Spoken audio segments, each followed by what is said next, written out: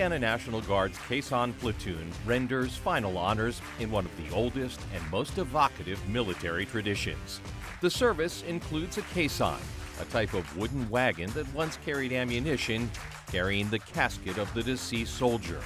Members of this all-volunteer unit were brought to the mission with a sense of solemn service to the families of comrades in arms. I remember my first actual interaction with the unit was actually my own grandfather's funeral, and he was pulled by Caisson, and that's something that obviously stuck with me for a really long time, and I'm really excited and glad that I can give back and help those families and soldiers as well. That's First Lieutenant Wesley Fluke. This giant rock of a man never had the opportunity to ride horses growing up, at least in part because of his size. Now he's in the saddle aboard outsized horses, serving the nation. It's been an amazing experience to work with these guys, to work with everyone here that works with them. Everyone that does this does it on a volunteer basis, so no one here is getting paid to be here to do this, and it's a great honor to take care of the horses so that we can give honor to those that have fallen and those that have moved on, and also be in the community with the parades and the other color guard events that we're able to do. We caught up with the platoon on a recent spring weekend as the platoon prepared for its upcoming appearance at the Indianapolis 500, training at the Woods Equestrian Center in Columbus, Indiana. I'm seated up here on Apollo. Now, Apollo is a percheron, which is a draft horse. The Caisson unit chooses to use draft horses because they've got good brains and a measure of calmness.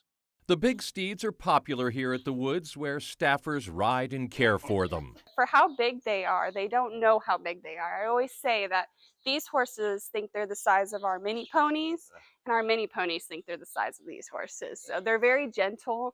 I don't think any of them have a mean bone in their body. Like, they wouldn't even consider being mean. Yes, big, kind, and gentle. But horses remain prey animals. Depositing them at Indianapolis Motor Speedway on race day would appear to defy good sense. You guys are going to load these horses up and take them to the Indianapolis 500, where there are screaming combustion engines, a ton of activity, loony crowds. Is there any trepidation about, because these are prey animals, they're animals Sure. of flight. They are, but they also listen to the riders very well, and they listen to us. I mean, obviously, like I said, the more time we spend out here with them, the more they get to know us and they trust us. So being able to, stand next to the horse and calm it down, or be on the horse and let it know that it's okay, we're here, is definitely part of what is necessary to make sure that they stay calm and collected. There is a paternal tone to the lieutenant's voice when he talks about his one-ton comrades.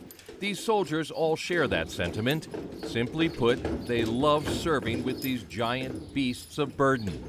Staff Sergeant Hannah Smith grew up riding here at the Woods. When the Caisson Platoon moved their tack to the Woods, her equestrian life came full circle.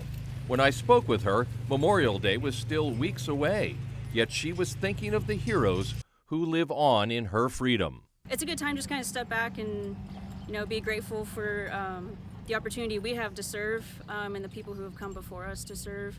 Just kind of recognize everything that they've done and paved the way for us.